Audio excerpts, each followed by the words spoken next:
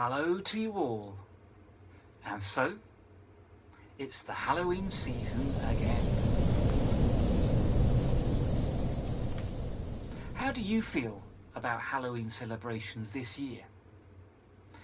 Well, admittedly, it's going to be a lot harder to celebrate with friends as in past years, but many families will still go out buying pumpkins and dressing up the kids in spooky costumes, and the kids go out and do a bit of trick-or-treating. Do you know that in America this is a big holiday event, and there's a lot of money to be made at Halloween through merchandise and food and events. So what's it really all about? Well, it's a long, complicated story. So here are a few facts that we're going to throw at you.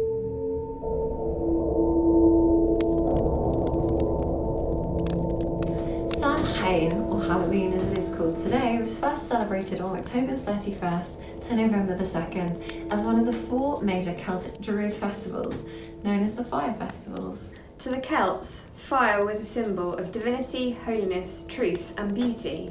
To the Druids, these events signified the beginning of the cold, dark half of the year. The belief was that on this night the veil between the living and the dead was dropped, and the dead souls were wandering the earth, wreaking havoc and causing mischief. For their own safety, the Celts dressed up like the dead souls, so they wouldn't cause them any harm. Large bonfires were made.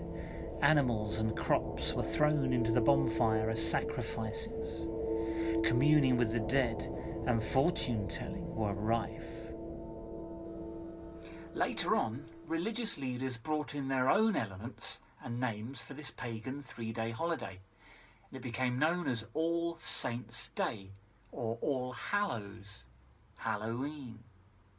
So, is this really some innocent celebration involving kids getting sweets? It's almost as if at Halloween, evil takes off its masquerade. Houses and gardens are decorated with skeletons, tombstones and evil ghosts. Death seems to reign this night. Well, maybe this starts you asking some big questions. What happens when you die anyway?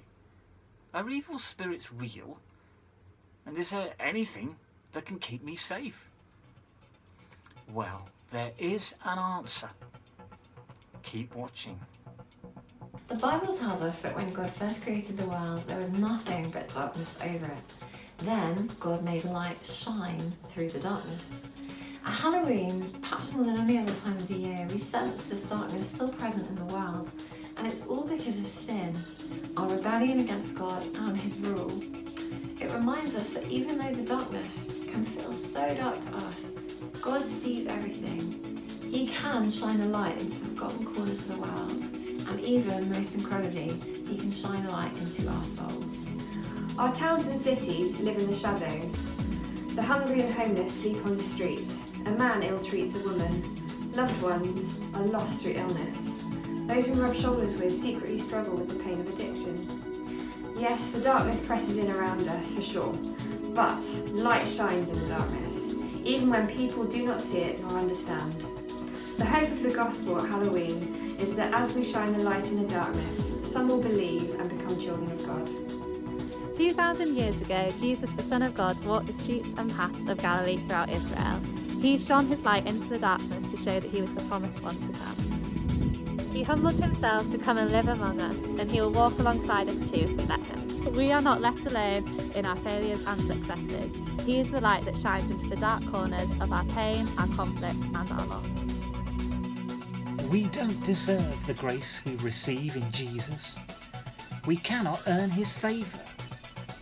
Being created out of nothing, we are all sustained by God's power alone, and yet we are able to navigate through the darkness of this world, having received the free gift of knowing God's grace as our Saviour through Jesus. We may not be scared at Halloween, but when that masquerade is lifted, revealing the real darkness of our world, it can get truly frightening. But Jesus shines his light and holds out his hand in order to rescue us from our darkness and despair, offering new life in him if we put our trust in him. And when you are trusting in him, share the good news with others, using every opportunity to speak God's truth into the confusion of our culture. Sleep well, stay safe.